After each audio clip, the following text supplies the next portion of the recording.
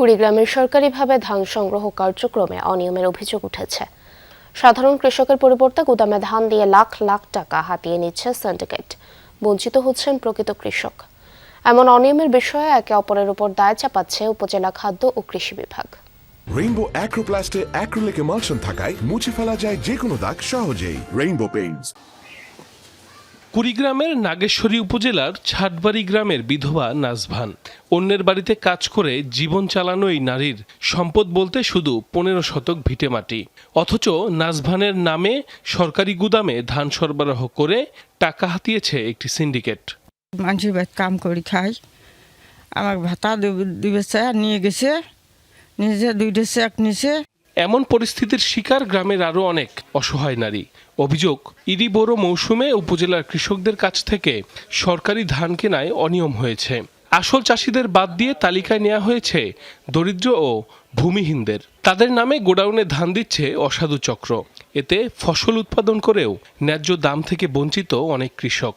প্রায় 34টা নাম, যার 0.5% জমি নেই বাড়ি চালা ছাড়া। এটা পুরোপুরি সিন্ডিকেটের মাধ্যমে হয়েছে। ওটা ছবি এলে নিয়ে যা ব্যাংকের মধ্যে নিয়ে যা ওই কোনো কত বলে চেক দেব।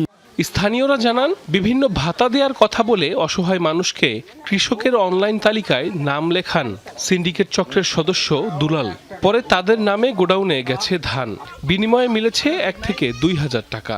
অভিযোগ আছে 16 জন দিনমজুর ও হতদরিদ্রের কাছ থেকে 2টি করে সই করা চেকের পাতাও নেন দুলাল।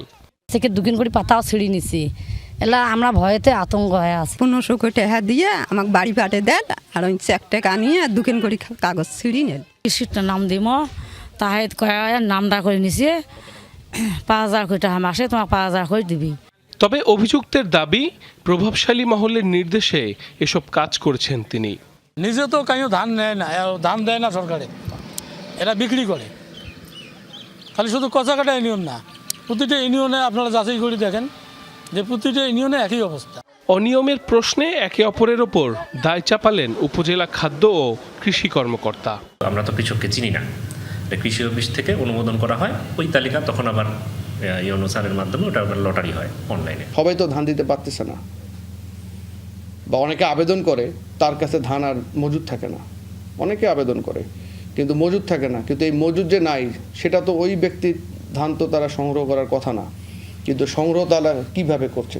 চলতি মৌসুমে নাগেশ্বরী উপজেলার 807 জন কৃষকের কাছ থেকে মন প্রতি 1440 টাকা দরে প্রায় 2,500 মেট্রিক টন ধান কিনবে সরকার। সাইফ আহমেদ, যমুনা নিউজ।